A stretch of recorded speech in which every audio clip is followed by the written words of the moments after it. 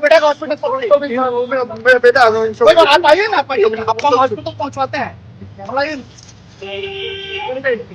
Traffic rule तोड़ेंगे, आइए hospital. हाँ ओके, ये सदर हॉस्पिटल है ना? हाँ सर।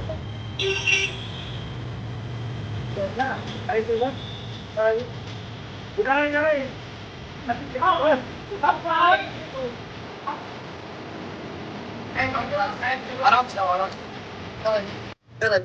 अपने साथ साथ बच्चे लोग कोई मारना है क्या?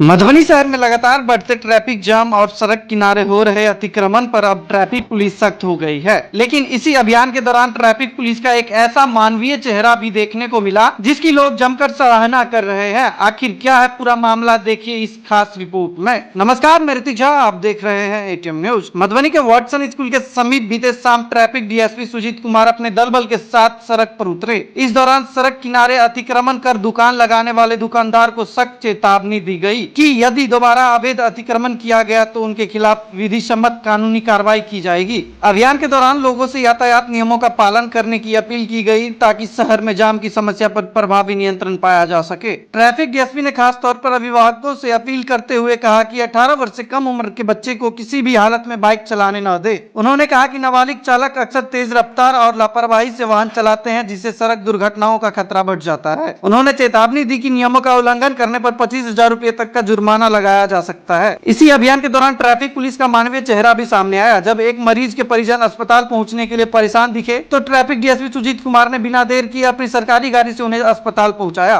उनके इस मानवीय व्यवहार के वहां मौजूद लोगों ने खुलकर सराहना की और कहा कि पुलिस की यह संवेदनशील रूप समाज में विश्वास को मजबूत करता है। ट्रैफिक नियम केवल चालान काटने के लिए नहीं बल्कि आपकी और आपके परिवार की सुरक्षा के लिए बनाया गया है। अगर हर नागरिक अपनी जिम्मेदारी समझे, सड़क पर अतिक्रमण न करे और यातायात नियमों का पालन करे तो मधुबनी की सड़कें न सिर्फ जाम से मुक्ति होगी बल्कि दुर्घटना में भी कमी आएगी। इस मौके पर मौजूद ट्रैफिक डीएसपी सुजीत कुमार, थाना प्रभारी नीलमणि कुमार, अपर थाना अध्यक्ष अमन सिंह सहित ट्रैफिक पुलिस की पूरी टीम मौजूद रही। आगे ट्रैफिक डीएसपी सुजीत कुमार का क्या कहना है, सुनिए वीडियो में। तो आज हम लोग एक अभियान के तहत जहां अवैध तरीके से दुकानें चलाई जा रही थी और लोग पार्किंग एरिया से बाहर आकर अपना गाड़ी पार्क कर रहे थे, उन लोगों के विरुद्ध बार बार हम लोगों ने चेतावनी दी थी लेकिन लोग मान नहीं रहे थे। आज तो जो हमारे पास जो एमवी एक्ट में जो प्रावधान है उसके तहत हम लोग उसका समन की कार्रवाई कर रहे हैं, यानी ई चालान जनरेट कर रहे हैं। तो देखिए, नाबालिग बच्चे अगर गाड़ी चलाते हैं तो इनकी सबसे पहली जवाबदेही जो है ना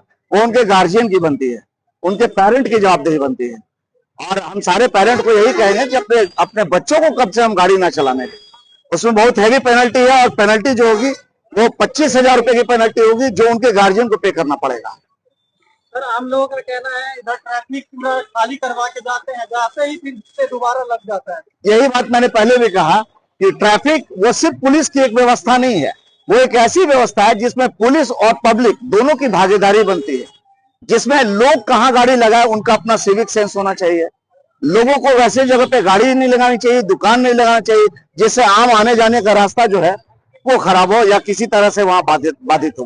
मधुबनी का जनता को क्या संदेश देना चाहेंगे हमारे वीडियो के माध्यम से? बस सीधी 2-3 बातें हैं, उसका ख्याल रखें। एमवी एक्ट का पालन करें, जो यातायात के नियम है उसका पालन करें, गाड़ियों को सही जगह पे पार्क करें, इलीगल दुकान और इंक्रोचमेंट जैसे चीजों को बिल्कुल सामने उन सब चीजों से दूर रहें।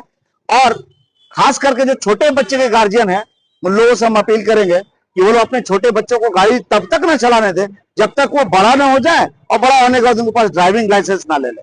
और सभी लोगों के लिए हम एक सेफ जर्नी के लिए एक रोड सेफ्टी के ख्याल से अपील यही करेंगे कि जो सड़क सुरक्षा के जो मानक है उनका पालन करें।